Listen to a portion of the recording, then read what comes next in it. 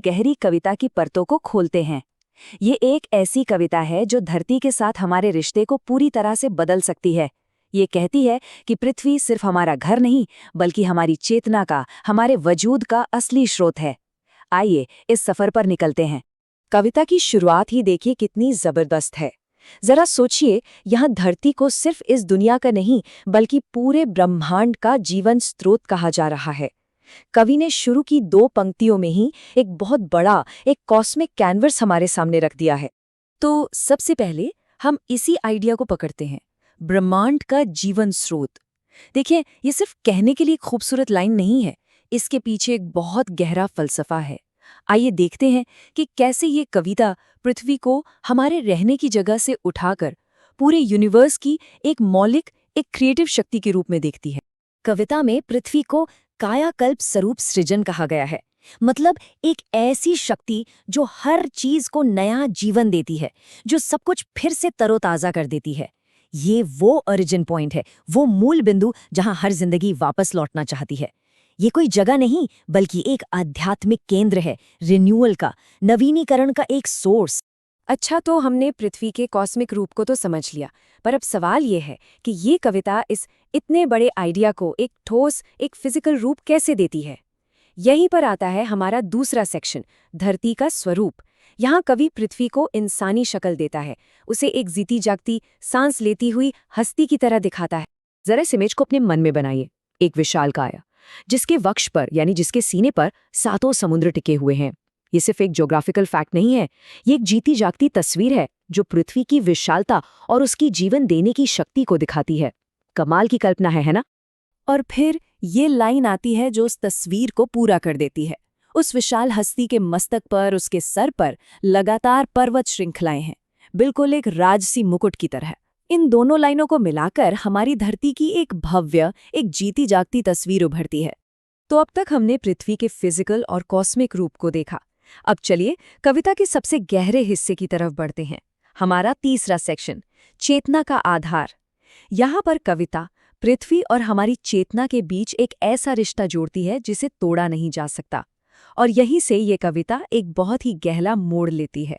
कवि एक सवाल पूछता है कि अगर कोई पूरे ब्रह्मांड में भटक ले, बार बार खोज ले, सारे कीमती रत्न और पत्थर ढूंढ ले, तो क्या उसे चेतना का असली सोर्स मिल जाएगा? ये सवाल हमें एक बहुत बड़े खुलासे के लिए तैयार कर रहा है, और ये रहा उसका जवाब। शायद इस पूरी कविता का सबसे जरूरी, सबसे पावरफुल आइडिया यही है कि चेतना या कॉन्शियसनेस कोई हवा में तैरने वाली चीज नहीं है। चेतना की हर एक लहर का खाना, उसका पीना, उसका खेलना, सब कुछ मिट्टी से ही जुड़ा है।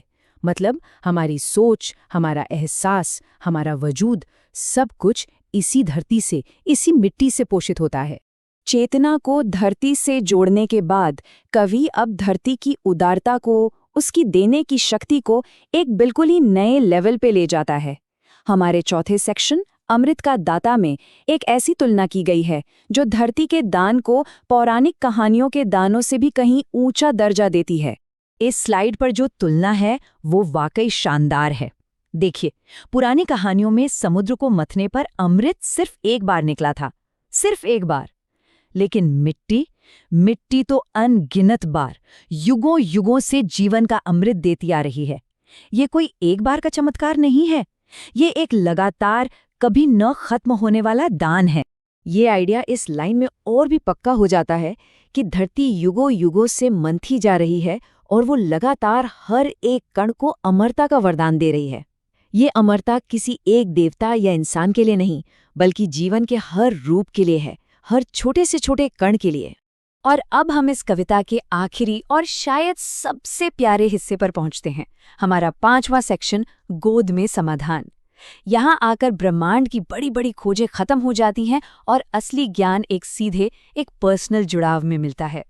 कवि यहाँ पर कितनी ईमानदारी से अपनी बात कहता है। वो कहता है कि मिट्टी, जब मैं तुम्हें समझने की कोशिश करता हूँ, तुम्हारी गहराई को देखता हूँ, तो मैं उलझ जाता हूँ, कंफ्यूज हो जाता हूँ। ये हमारे दिमाग की, हमारी बुद्धि की सीमाओं को दिखाता है कि हम हर चीज़ को सिर्फ देखकर, उसका विश्लेषण करके नहीं समझ सकते। और ये है कविता का इमोशनल क्लाइमैक्स, असली समझ, असली ज्ञान दिमागी कसरत से नहीं, बल्कि मिट्टी की गोद में लिपटकर उसके साथ एक होकर मिलता है। वही जुड़ाव है जो सारे रहस्यों को, सारी आभाओं को समझा देता है। ज्ञान देखने में नहीं, अनुभव करने में है। तो इस पूरी कविता के सफर से हमने क्या सीखा? यही कि पृथ्वी जीवन का ब्रह्मांडीय स्रोत है। वो कोई बेजान चीज नहीं, बल्कि एक जीती जागती सत्ता है। हमारी अपनी चेतना इसी मिट्टी की देन है। इसकी देने की शक्ति की कोई सीमा नहीं है। और सबसे बड़ी बात, सच्चा ज्ञान दूर खड़े होकर देखने से नहीं, बल्कि जुड़ जाने से मिलता है। और अंत में ये पूरी बातचीत हमें एक सवाल के साथ छोड़ जाती है। क्या सबसे गहरा ज्ञान, सबसे बड़ा रहस्य कहीं दूर सितारों में नहीं, बल्कि ठीक हमारे पैरों के नीचे इसी मिट्टी में मौजूद है? जरा सोचिएगा इस पर।